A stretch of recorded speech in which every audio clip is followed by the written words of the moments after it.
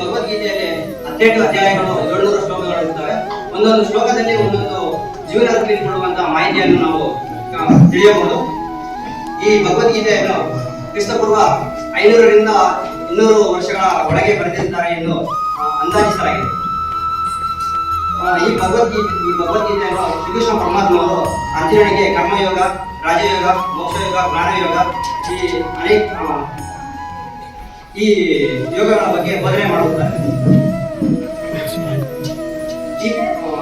ಅನೇಕ ಜನ ಅಂದ್ಕೊಂಡಿರ್ತಾರೆ ಈ ಪುಸ್ತಕ ಧರ್ಮಗ್ರಂಥ ಅಂತ ಅಂದ್ಕೊಳ್ತಾರೆ. ಆದರೆ ನನ್ನ ಪ್ರಕಾರ ಇದು ಧರ್ಮಗ್ರಂಥ ಅಲ್ಲ, ಇದು ಪರಿಹಾರಗಳ ಗ್ರಂಥ ಎಂದು ಹೇಳಿದರೆ ತಪ್ಪಾಗಲ್ಲ. ಏಕೆಂದರೆ ಈ ಗ್ರಂಥದಲ್ಲಿ ಮನಸ್ಥಿತಿ ಮತ್ತು ಪರಿಸ್ಥಿತಿಗೆ ತಕ್ಕನಾಗಿ ಉತ್ತರಗಳು ಸಿಗುತ್ತದೆ. ತಮ್ಮದೇ ಆದ ವಯಸ್ಸಿನಲ್ಲಿ ಬರುವಂತಹ ಅಡಚಣೆ ಮತ್ತು ಎದುರಿಸುವಂತಹ ತೊಂದರೆಗಳಿಗೆ ಇದರಲ್ಲಿ ಉತ್ತರಗಳು ಸಿಗುತ್ತದೆ.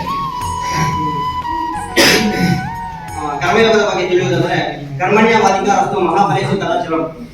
ನಾವು ಏನನ್ನೂ ಬಯಸದೆ ಕೆಲಸ ಮಾಡಿದರೆ ಅದರ ಫಲಿತಾಂಶಗಳು ಸಿಗುತ್ತದೆ ಎಂದು ಈ ಕರ್ಮದ ಬಗ್ಗೆ ತಿಳಿಯಬಹುದು.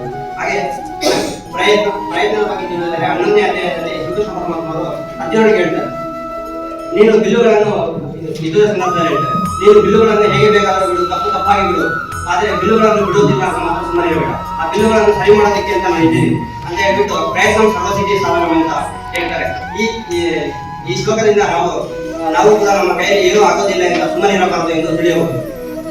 ಹಾಗೆ 18ನೇ ಅಧ್ಯಾಯದ ಒಂದು ಶ್ಲೋಕದಲ್ಲಿ ಇತಿದೇ ಜ್ಞಾನ ಮಾರ್ಗೇಶ ದುಹೇತರಮಯ ವಿಮರ್ಶೇತ ದಶೇಷಣ ಹಿತಾಚಿತಿ ಗೊತ್ತಾಗುವುದು ಅಂತ ಈ ಶ್ಲೋಕದಲ್ಲಿ ವಿಮರ್ಶೆ ಬಗ್ಗೆ ಹೇಳ್ತಾರೆ.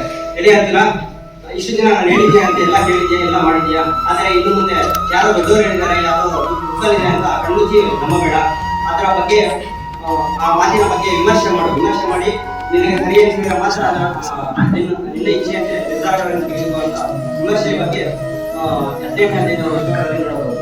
ಹಾಗೆ ತಗ್ಗಿ ಬಗ್ಗೆ ನಡೆಯುವುದಾದರೆ ಯುದ್ಧದ ಸಂದರ್ಭದಲ್ಲಿ ಅಶ್ವತ್ಥಾಮ ತನ್ನ ಬತ್ತಳಿಕೆಯಿಂದ ಒಂದು ದಿವ್ಯಾಸ್ತ್ರವನ್ನು ಪ್ರಯೋಗ ಮಾಡಿದ. ಆ ದಿವ್ಯಾಸ್ತ್ರ ಆಕಾಶದಲ್ಲಿ ನಕ್ಷತ್ರದ ರೂಪದಲ್ಲಿ ಕಾಣುತ್ತದೆ.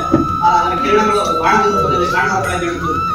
ಆಗ ಆ ದಿವ್ಯಾಸ್ತ್ರ ಯಾವುದು ಎಂದು ಯಾರಿಗೂ ರಣಭೂಮಿಯಲ್ಲಿರುವಂತಹ ಯಾವುದೇ ಯೋಧನಿಗೂ ಗೊತ್ತಿರುವುದಿಲ್ಲ. ಆಗ ಶ್ರೀಕೃಷ್ಣ ಪರಮಾತ್ಮರು ದೊಡ್ಡ ಧ್ವನಿಯಿಂದ, ಅದು ನಾರಾಯಣಾಸ್ತ್ರ, ನಿಮ್ಮ ರಥಗಳಿಂದ, ಆನೆಗಳಿಂದ, ಕುದುರೆಗಳಿಂದ ಹಿಡಿದು ನಿಮ್ಮ ಚಿತ್ರಗಳನ್ನು ಕೆಳಗಿಟ್ಟು ಶರಣಾಗಿ ಎಂದು ದೊಡ್ಡ ಧ್ವನಿಯಿಂದ ಕೂಗುತ್ತಾರೆ. ಯಾಕಂದ್ರೆ ಅದು ನಾರಾಯಣಾಸ್ತ್ರ. ಆ ನಾರಾಯಣಾಸ್ತ್ರಕ್ಕೆ ಪ್ರತಿಭಟಿಸಿದಷ್ಟು ಉಗ್ರ ರೂಪ ತಾಳುತ್ತದೆ. ಅದರ ಮುಂದೆ ಶರಣಾಗತಿ ಒಂದೇ ದಾರಿ ಎಂದು ಶ್ರೀಕೃಷ್ಣ ಪರಮಾತ್ಮರು ಅರ್ಜುನನಿಗೆ ಹೇಳುತ್ತಾರೆ. ಇದೇ ರೀತಿ ನಾವು ನಮ್ಮ ಜೀವನದಲ್ಲಿ ಕಲಿಯುವುದಾದರೆ ಎಲ್ಲೆಲ್ಲಿ, ಯಾವ ಸಂದರ್ಭದಲ್ಲಿ ಯಾವ ರೀತಿ ನಾವು ವರ್ತಿಸಬೇಕು, ಎಲ್ಲಿ ಸೊರಿ ಬರಬೇಕು, ಎಲ್ಲಿ ತಗ್ಗಿ ಬಗ್ಗೆ ನಡೆಯಬೇಕು ಎಂದು ಈ ಸಂದರ್ಭದಿಂದ ನಾವು ಕಲಿಯಬಹುದು. ಹಾಗೆ ಯುದ್ಧದ ಸಂದರ್ಭದಲ್ಲಿ ಧರ್ಮ ಮತ್ತು ಅಧರ್ಮ ಅರ್ಜುನ ಶ್ರೀಕೃಷ್ಣನ ಕೇಳಿದ ಕಾರಣ ಕೆಳಗೆ ಬಿದ್ದಿದ್ದಾನೆ, ಅವನನ್ನು ಸಾಯಿಸುವುದು ಯಾವ ಧರ್ಮ ಅಂತ ಕೇಳಿದ. ಆಗ ಶ್ರೀಕೃಷ್ಣ